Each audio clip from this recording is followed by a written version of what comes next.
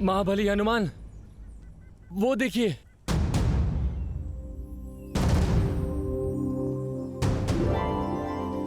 इस सूखे प्रदेश में फलदार वृक्ष।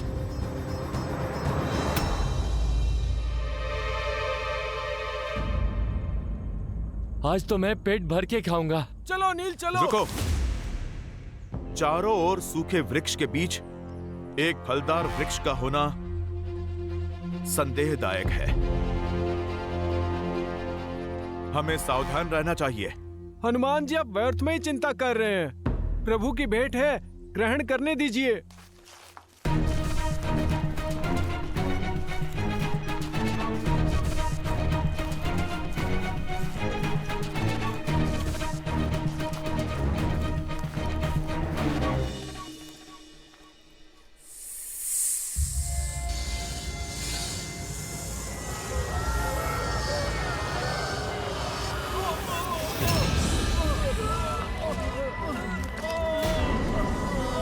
हनुमान जी बचाइए।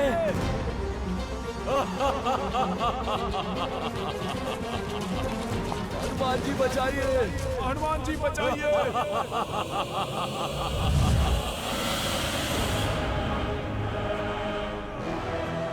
ये फलों का वृक्ष नहीं, जाल था ये, मेरा माया जाल, जिसमें तुम सारे फंस गए। ये तुम्हारे भोजन का स्थान नहीं, मेरे भोजन का स्रोत है। इस उजड़ वन में जो भी आहार की खोज करता है, वो मेरा आहार बन जाता है। हनुमान काका, नेतृत्व मैं कर रहा हूं। अपने गुट की रक्षा का दायित्व मुझे उठाने की आज्ञा दीजिए।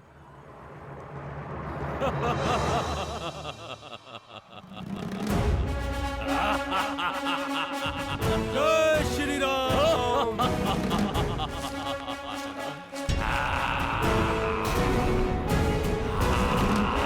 जय श्री राम।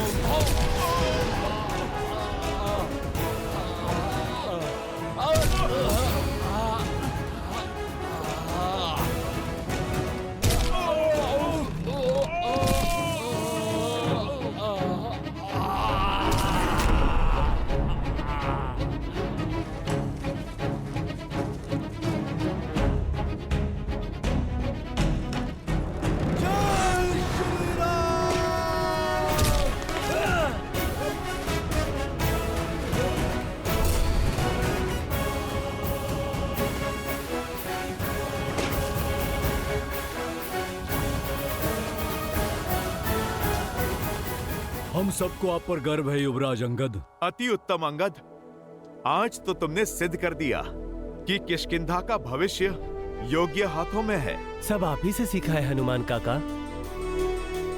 आपकी शिक्षा और दीक्षा की वजह से ही आज ये संकट टाल पाया हूँ। संकट अभी टला नहीं है। कुछ समय पूर्व हमारे साथ 30 वानर थे, किंतु अभी आधे ही शेष बचे हैं। जैसे जैसे समय बीत रहा है, हमारे साथी पीछे छूटते जा रहे हैं, और ऐसा ही चलता रहा तो श्री राम को दिया वचन निभा नहीं पाएंगे हम। आप ही कोई मार्ग निकालिए हनुमान जी।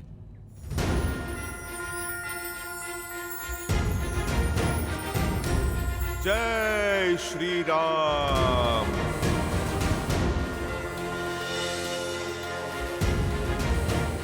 प्रभु की भक्ति ही हमें यहां तक लाई है, तो आगे का मार्ग भी हमें प्रभु की भक्ति ही दिखाएगी।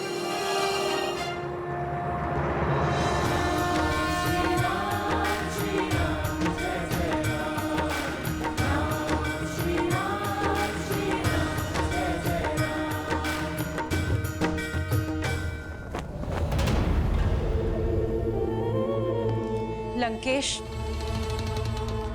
मैं विचलित हूं मंदोदरी। किसी भी प्रकार के ज्ञान या प्रवचन को सुनने को सज नहीं। विभीषण ने आपसे मुख मोड़ लिया है। जानते हैं क्यों? क्योंकि आपकी अतिथि सीता ने उनका हृदय परिवर्तित किया है, उन्हें धर्म का मार्ग दिखाया है। यदि आप अब भी ना संभले तो एक दिन संपूर्ण लंका आपसे विमुख हो जाएगी। अभी भी समय है, सीता लौटा दीजिए, अन्यथा कोई ऐसा अनर्थ हो जाएगा और आप कुछ नहीं कर पाएंगे।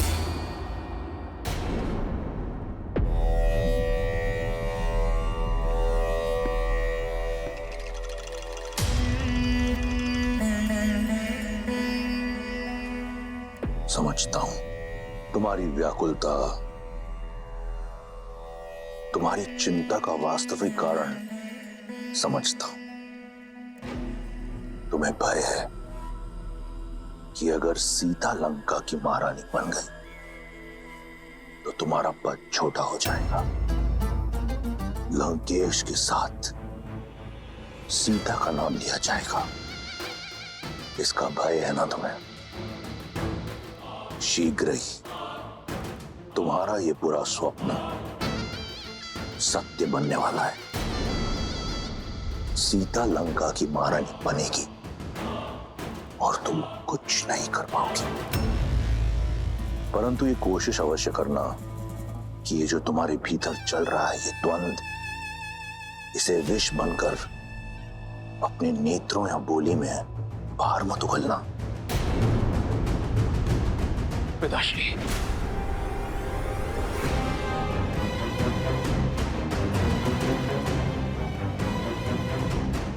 तो अब मेरे पुत्र को भी मुझ पर संदेह होने लगा।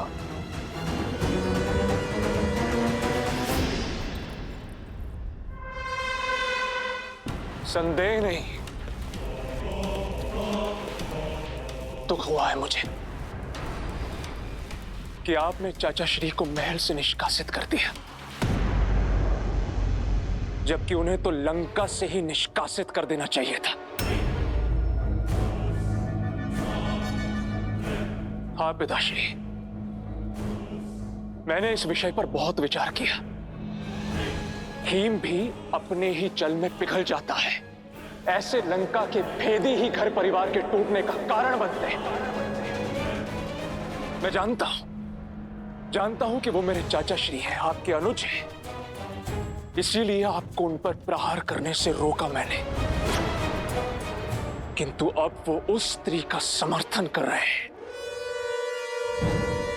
जो आपके विरुद्ध है, और ये मुझे कदापि स्वीकार नहीं। एक सपेरा भी अपने सर को बंद करके रखता है पिताश्री, अपने गले में पहनकर नहीं। चाचा श्री संकट बन सकते हैं। प्रसन्नता हुई ये जानकर कि कोई तो है लंका में जिसे आज भी मेरी चिंता है। मैं उस महादेव का भक्त हूं जिसके गले में सबसे बड़ा विषधर है, विभीषण। मेरा विष्णु भक्त भाई मेरे विरोध में अवश्य खड़ा है, परंतु मेरा शत्रु नहीं। मैं चाहता हूं कि वो यहीं लंका में रहकर मेरी शक्ति का साक्षी बने, स्वयं देखे सीता को मेरे समक्ष झुकते हुए, उसकी आशा को छिन्न भिन्न होते हुए। उसके उपरांत लंका में उठ रहे हर विरोध पर विराम लग जाएगा।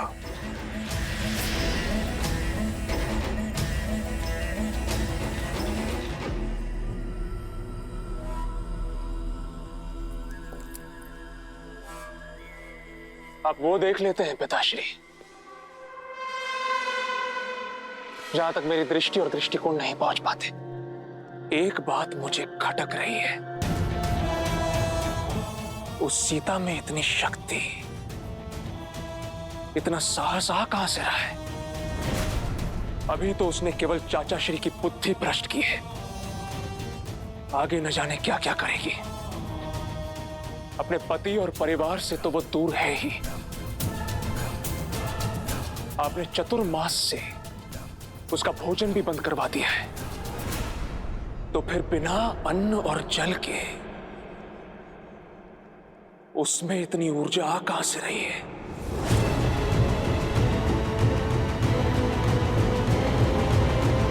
जो हमारी दृष्टि से दूर है।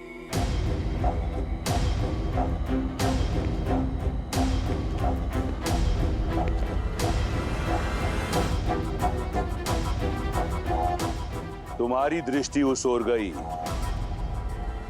जिस ओर मैंने विचार नहीं किया था।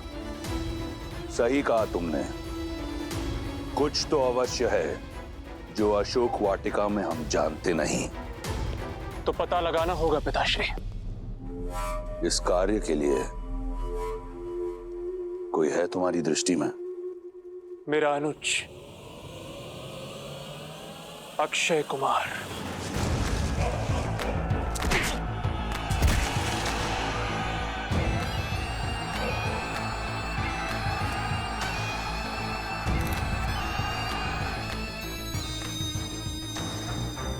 क्यों ना ये कार्य उसे सौंपा जाए? सही कहा तुमने। इस कार्य के लिए मेरा प्रिय अक्षय कुमार उचित रहेगा।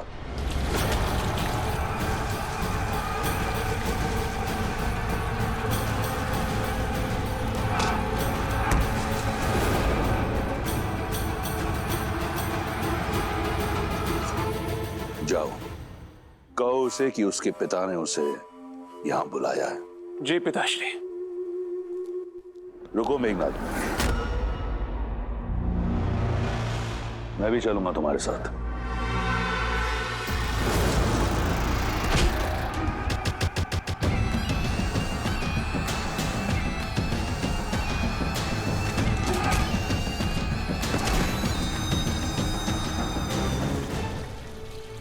दांव लगाया जाए, कौन जीतेगा दल प्रमुख? दो भाइयों के बीच में युद्ध है, जीत में भी हार ही होगी। यही तो सबसे बड़ा आनंद है। मेरा मत है ये लंबा वाला योद्धा जीतेगा। इसका गठीला शरीर, लंबाई इसकी सहायता करेंगे।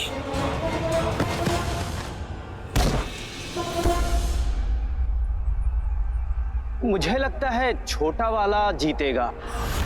उसकी चपलता उसे बली बनाती है।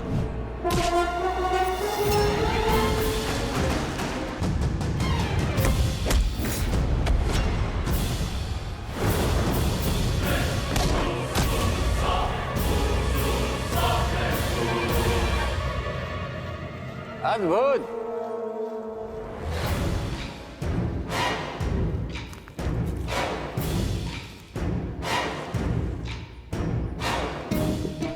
तुम पुरस्कार के योग्य हो, किंतु तुम्हारे कारण मैं दांव हार गया। तो पुरस्कार नहीं, दंड लेना होगा।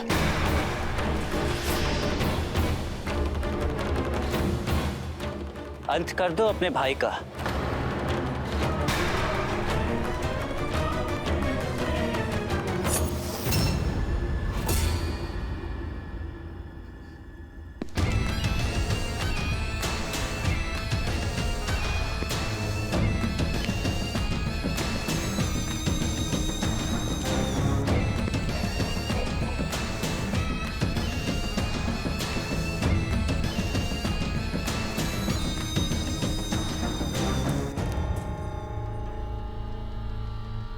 यदि मैं जीत जाता तो यहां उत्सव होता, परंतु अब बात कुछ और है। मार डालो अपने भाई को। मारो इसे। यदि ऐसा है तो मुझे पराजय स्वीकार है कुमार। अद्भुत। अब मैं जीत गया, किंतु एक पराजित योद्धा का लंका में कोई स्थान नहीं। तुम्हें जाना होगा। यमलोक।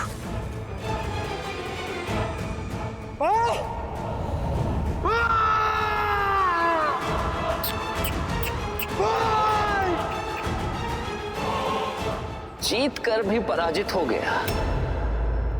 सावधान, लंकापति और युवराज पधार रहे हैं।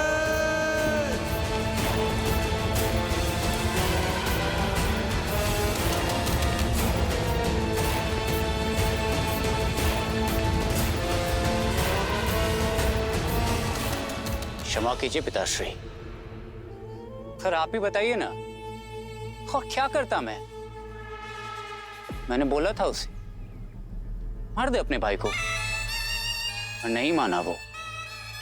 मैंने उचित किया ना पिताश्री? भ्राता, न्याय अब भी अधूरा है। लंका में पराजित होने वाले के लिए कोई स्थान नहीं है।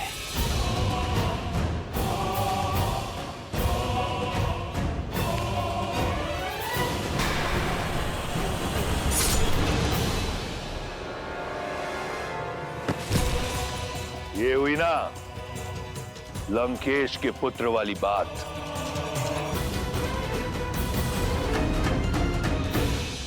ये हमारे सैनिकों की आहुति देते रहे तो लंका के सैन्य बल का क्या होगा?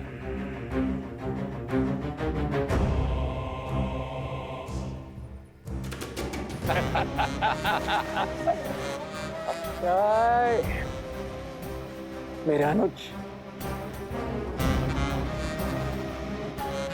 आपके और मेरे होते हुए किसी और की आवश्यकता ही क्या है भैया?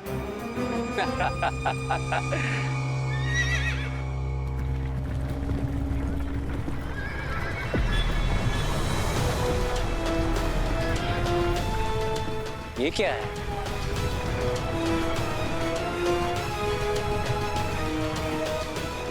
कितना सुंदर! ऐसा दिव्य रथ किसका है भैया? तुम्हारा, पिताश्री की ओर से।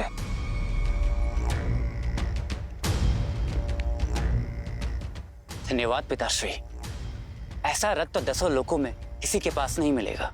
पुष्पक की चाह थी तुम्हें, ये उससे भी अधिक सुंदर है, किसी भी लोक में जा सकता है। लंका का एक और नियम है, निःशुल्क कुछ नहीं मिलता यहाँ पे। इतना अद्भुत उपहार ऐसे ही नहीं देंगे। बताइए महाराज, क्या आदेश है? तुम्हारा लक्ष्य है सीता।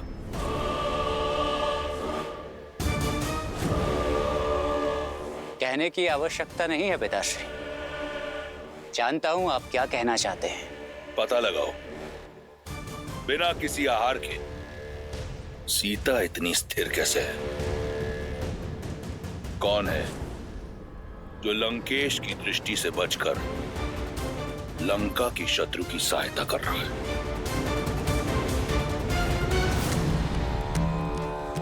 लो सीता, भोजन ग्रहण कर लो।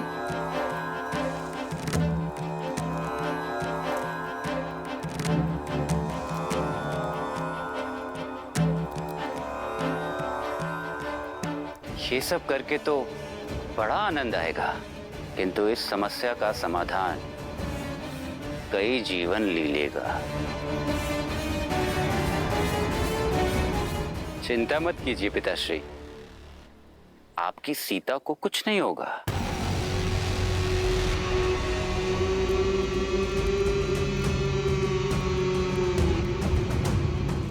धन्यवाद त्रिजना।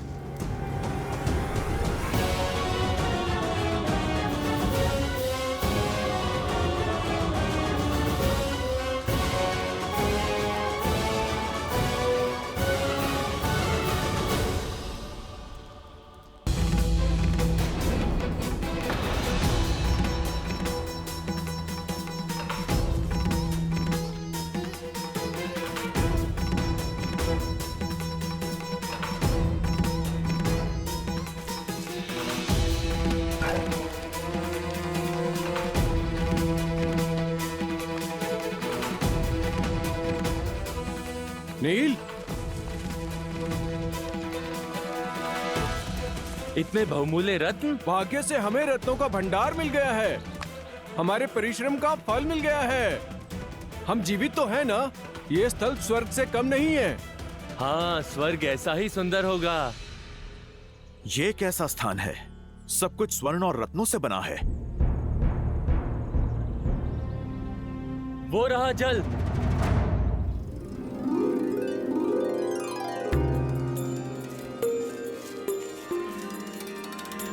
ये अवश्य किष्किंधा गुफा ही है।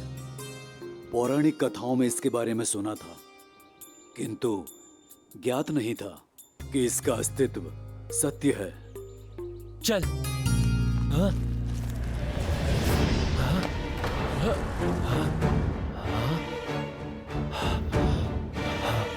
ये अंधकार कैसे हो गया? कहीं हम फंस तो नहीं गए? भागो! शांत हो जाओ।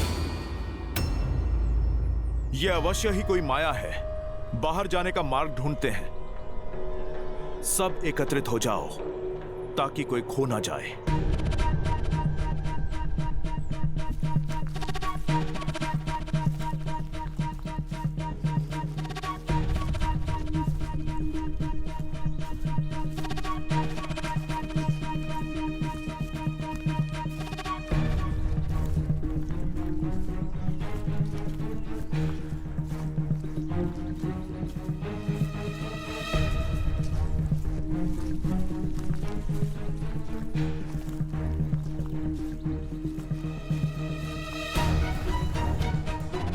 हनुमान जी, हम तो उसी स्थान पर पुनः आ गए। अरे ये कैसी माया जाल है? चलिए हम लोग वापस चलते हैं।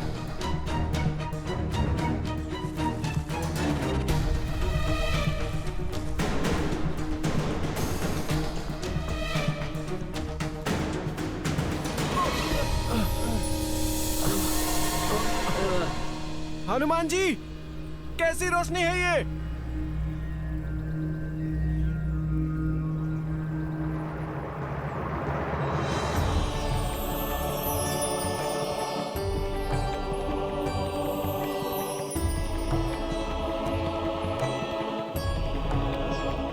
इतने रसीले फल और जल भी स्वच्छ है। चलो साथियों, टूट पड़ो, अपनी भूख और प्यास मिटा लो। मैं तो कहता हूँ कुछ दिन यहाँ विश्राम कर लेते हैं।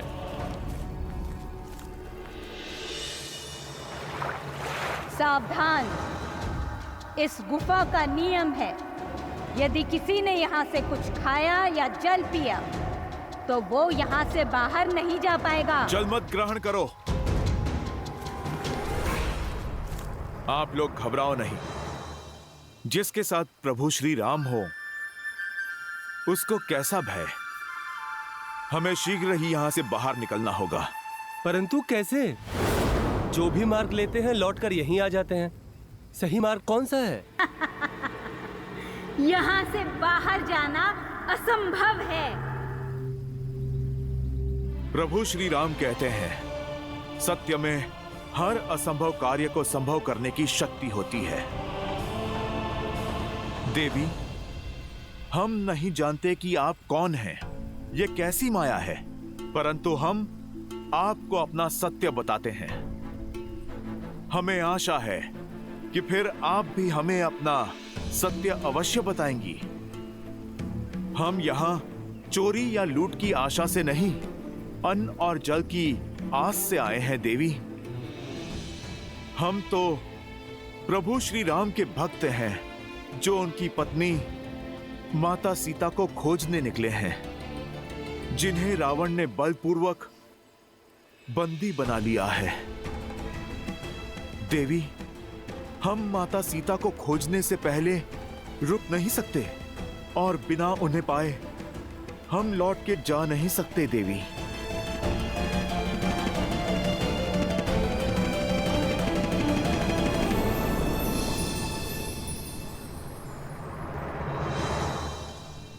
फिर तो अच्छा यही होगा कि यहीं रुक जाओ, क्योंकि जहां रावण सीता को लेकर गया है वहां कभी नहीं पहुंच पाओगे।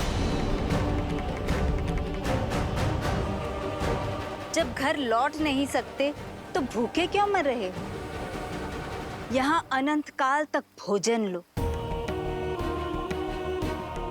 मीठे फल खाओ और स्वर्ण रत्नों के बीच रहो। सारी सुविधाएं हैं यहाँ। क्यों किसी और के लिए अपने प्राण और जीवन पर संकट लाते हो? सब प्यास से तड़प रहे हैं, जल पी लो।